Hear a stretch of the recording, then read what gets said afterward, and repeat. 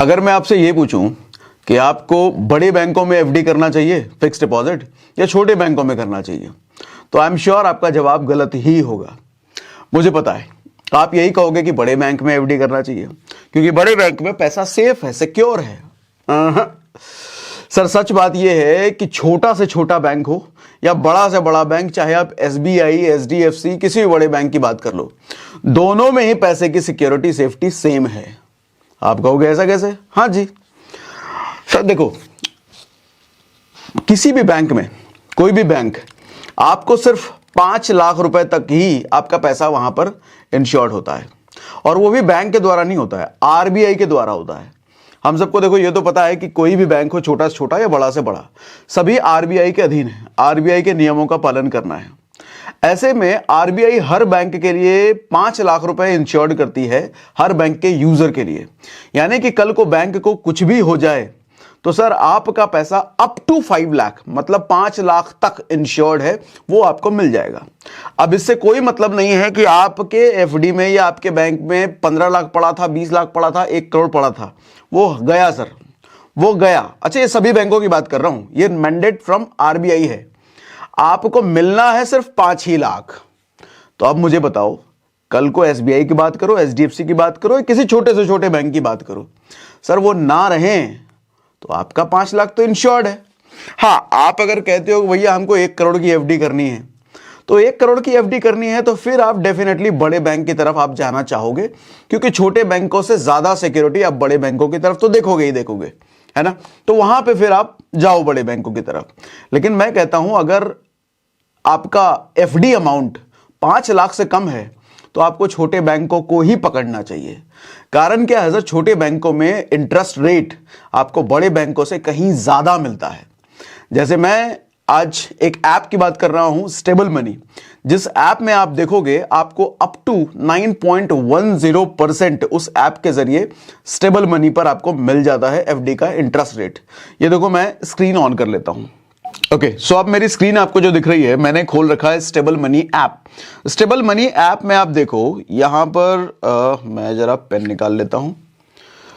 यहां पर देखो, get assured FD up to 9.1%। हम यहां पर देख रहे हैं उत्कर्ष स्मॉल फाइनेंस बैंक 9.10% दे भी रहा है। आप में से हो सकता है बहुत सारे लोगों ने उत्कर्ष बैंक का नाम ना सुना हो, लेकिन फर्क क्या पड़ता है? अच्छा, चैलेंज ये है कि जब आप उत्कर्ष बैंक या किसी भी छोटे मोटे बैंक में एफडी कराने जाओगे तो नॉर्मली आदमी नहीं जाता है। नॉर्मली आदमी वहीं एफडी कराता है जहां पर उसका अकाउंट होता है, और इसी में सारी मार उसको पड़ती है, इसी में सारी बेवकूफ़ी वो कर देता है। चलो ठीक है, आपको उत्कर्ष फाइनेंस बैंक या किसी भी छोटे बैंक में नहीं जाना, तो स्टेबल मनी इसी चीज का सोल्यूशन है। सर आप यहां पर कई सारे बैंकों को कंपेयर कर सकते हो, कई सारे बैंकों को कंपेयर करके जिसमें आपको एफडी का रेट सबसे ज्यादा अच्छा मिले, आप यहां से बुक कर सकते हो। अब जैसे मैं अगर क्लिक करूं उत्कर्ष फाइनेंस बैंक, इसमें मुझे सबसे ज्यादा दिख रहा है 9.10। क्लिक करता हूं मैं। क्लिक करते ही यहां पर देखो बहुत सारी चीजें दिखा रही है। सीनियर सिटीजन के लिए 9.10 है और इन जनरल 8.50 है। ये 2 साल के लिए। 1 साल के लिए 8% मिलेगा और 8.6% मिलेगा सीनियर सिटीजन के लिए। नॉर्मली आप किसी भी बैंक्स को जो जानते हो, बड़े बैंक, आपको 6%, 7%, 7.25% इतना ही मिलता है। सर हम यहां बात कर रहे हैं जनरल में भी 8.50, यानी कि लगभग 9% एफडी की। तो 9% एफडी कमाल की बात नहीं है सर। अब आप 7 में और 9 में आप कहोगे 2% का तो फर्क है, लेकिन ये 2% का फर्क ये बहुत बड़ा फर्क क्रिएट कर देता है। अगर आप 4 साल 5 साल के लंबे समय के अंतराल में अगर देखते हो तो ये बहुत ही बड़ा फर्क क्रिएट कर देता है, जो शायद आप सोच भी नहीं सकते। आप अगर मुझसे जानना चाहते हो तो मुझे कमेंट बॉक्स में लिख के बताओ, मैं डिटेल कैलकुलेशन आपको दिखा सकता हूं। चलो अभी और नीचे आते हैं। सर उत्कर्ष फाइनेंस बैंक में देखो, ये बैंक वालों ने मुझे कोई पैसे नहीं दिए, मैं सिर्फ ये कहना चाह रहा हूं कि आप अगर एफडी कर रहे हो तो एक अच्छी जगह से जायद आपको बेहतर रिटर्न मिल सकता है। अब इस बैंक की मैं बात करूं तो 19,000 करोड़ का फंड ये ऑलरेडी मैनेज कर रहे हैं, ठीक है। अच्छा, मिनिमम डिपॉजिट का सवाल हो सकता है, मिनिमम कितने पैसे से एफडी? सिर्फ 5,000 रुपए से, सिर्फ 5,000 रुपए से आपकी एफडी शुरू हो जाती है। लॉक इन पीरियड 7 दिन का। इसका मतलब क्या है सर?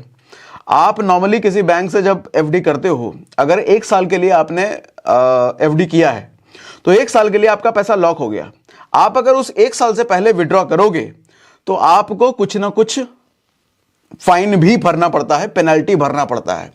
यहां पर सिर्फ 7 दिन का लॉक इन होता है सर, इसके बाद आप कभी भी निकालो, कोई पेनल्टी, कोई प्रीमैच्योर पेनल्टी या किसी तरह का कोई पेनल्टी नहीं लगता। तो एक और अच्छी बात हो गई भैया यहां से करने पर, एक तो सिर्फ 5,000 से अपना एफडी शुरू हो जा रहा है और 7 ही दिन का लॉक इन मिल रहा है और उसके बाद हम कभी भी निकाल सकते हैं।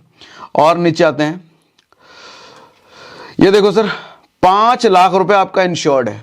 5 लाख से ऊपर की अगर बात करो तो आप ठीक है जाओ बड़े बैंक में, लेकिन फिर भी यहां भी तरीका है, मल्टीपल बना दो, 5-5 लाख का 2 बना दो, 2 अकाउंट से कर लो, 2 मोबाइल नंबर से कर लो, तो वो भी सेफ है। लेकिन आप कहो नहीं है भाई हमारा तो बहुत 1 करोड़ 10 करोड़ का एफडी है, तो बड़का बैंक में जाना है तो जाओ। लेकिन अगर 5 लाख से कम का अगर एफडी है तो इससे बढ़िया ऑप्शन क्या है? फिर तो बेवकूफी है बड़े बैंक में जाना। आओ कुछ और नीचे चीज देख लेते हैं। मुझे पता है आपका सवाल इस ऐप से रिलेटेड भी कुछ होगा, तो उस पर भी आता हूं।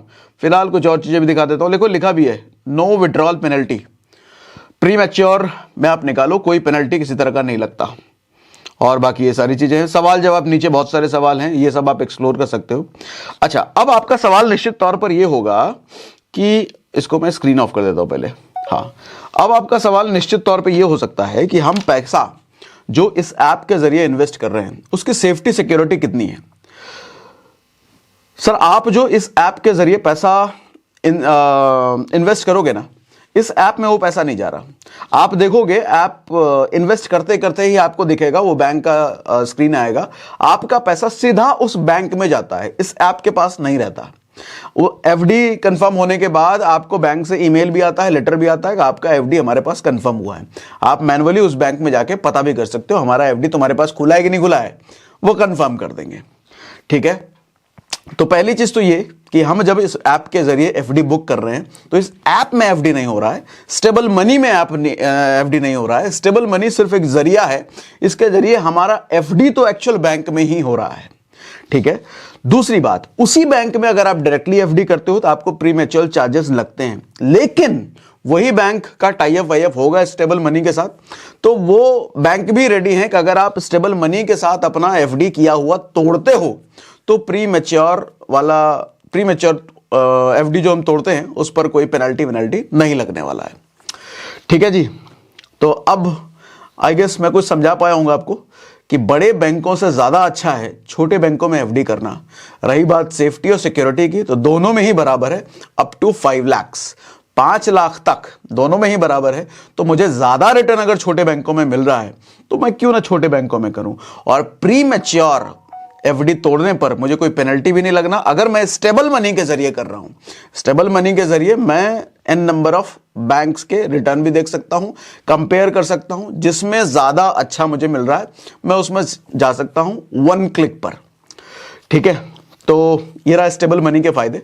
स्टेबल मनी आपको भी डाउनलोड करना है, अगर इसके जरिए आप भी एफडी करना चाहते हो तो मैंने डिस्क्रिप्शन में और पिंड कमेंट में इसका लिंक दे रखा है, आप वहां से स्टेबल मनी डाउनलोड करके अपना एफडी कर सकते हैं। अच्छा, एक और बात ऐड कर देता हूं, एफडी के जो इंटरेस्ट रेट इस वक्त चल रहे हैं ना वो पीक पर है, मतलब हाईएस्ट आपको इंटरेस्ट रेट मिल रहा है। बीते कुछ 6-7 महीने पहले ही आप देखो तो आपको इंटरेस्ट रेट भी बड़ा गंदा मिल रहा था, 5%, 5.5%। आज के समय में नॉर्मली 7%, 7.25% मिल रहा है।